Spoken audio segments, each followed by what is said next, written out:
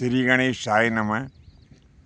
प्रिय बंधुओं, आज मैं आपको शिवलिंग के संबंध में बताने जा रहा हूँ कि शिवलिंग आखिर क्या है। हमारे यहाँ अधिकांशतः हिंदी बोली जाती है और हिंदी की उत्पत्ति संस्कृत से हुई है। तो ये दोनों भाषाएं जो हैं ना, इनका शब्दकोश बड़ा विशाल है।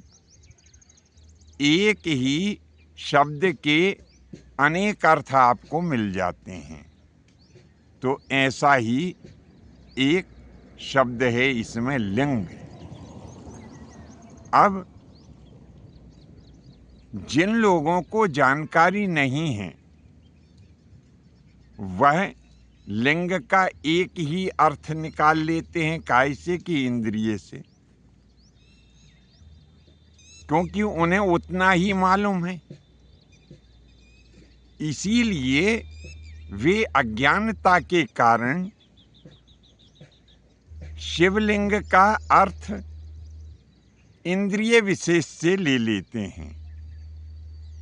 और अनेक कथाकार भी ऐसे हैं जो अपनी कथा में रोचकता लाने के लिए, जिन्हें ज्ञान तो है नहीं और कुछ कह देते हैं। अब उन्हें ज्ञान तो है नहीं, लेकिन अब लोगों को तो समझाना है और कथा में रोचकता भी लाना है, क्योंकि यदि वो रोचकता नहीं लाएंगे तो जजमान कैसे प्रसन्न होंगे। तो वे शिवलिंग का अर्थ इंद्रिय से ले लेते हैं कि भगवान शंकर की इंद्रिय, जबकि ऐसा नहीं है। अगर यह भगवान शंकर की इंद्रिय होती तो इसका आकार पूर्ण रूप से इंद्रिय जैसा होता है। बंधुओं, अज्ञानता से बाहर आइए और अपने भीतर ज्ञान का प्रकाश करिए। लिंग का अर्थ होता है चिन्ह। जैसा कि मैंने बताया कि हमारे यहाँ हिंदी और संस्कृत, ये दोनों भाषाएं जो है बहुअर्थी होती हैं। तो लिंग का अर्थ इंद्रिय से भी होता है और चिन्ह से भी होता है। ये हमारे विवेक के ऊपर रहता है कि कहाँ इस शब्द का किस प्रकार से अर्थ लिया जाए। तो मैं ये कहता हूँ कि शिवलिंग कोई शंकर जी की इंद्रिय नहीं है। ये उस विराट पुरुष या उस विराट परमात्मा का वह चिन्ह है जो हमें ये दिखाते हैं कि ईश्वर संपूर्ण चराचर में व्याप्त हैं।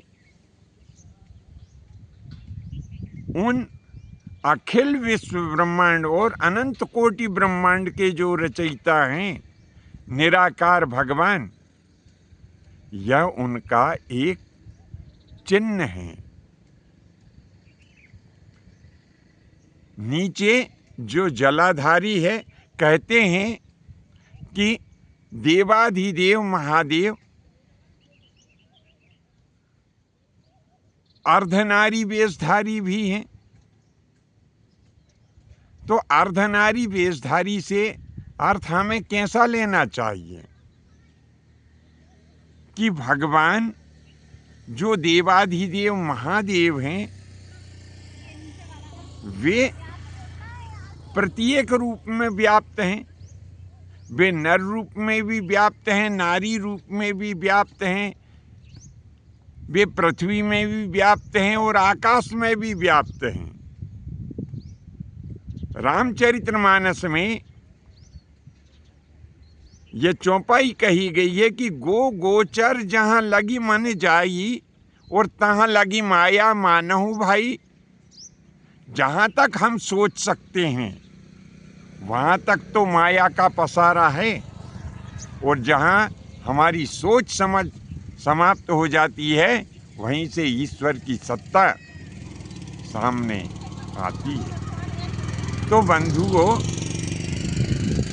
ये जो जलाधारी और शिवलिंग है वे उन्हीं देवाधिदेव जगत के रचयिता, अनंत कोटि ब्रह्मांड के रचयिता जो देवाधिदेव महादेव है, जिन्हें शिव के नाम से भी हम जानते हैं, ये उनका ही रूप है।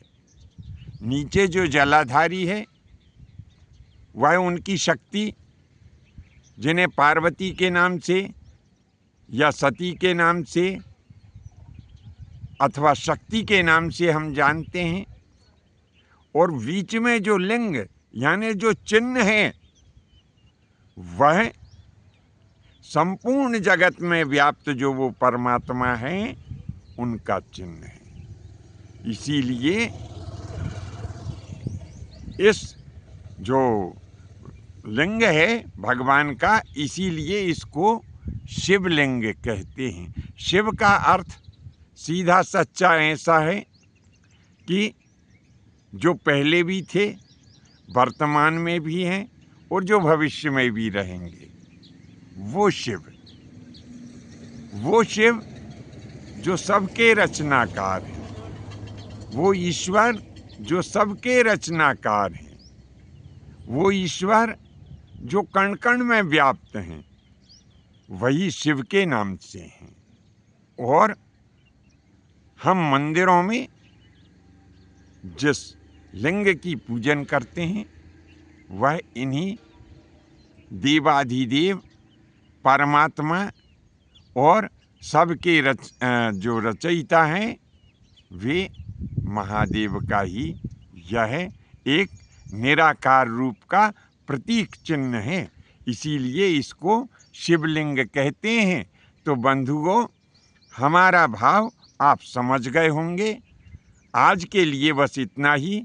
शेष अगले भाग में नए विषय के साथ उपस्थित होंगे।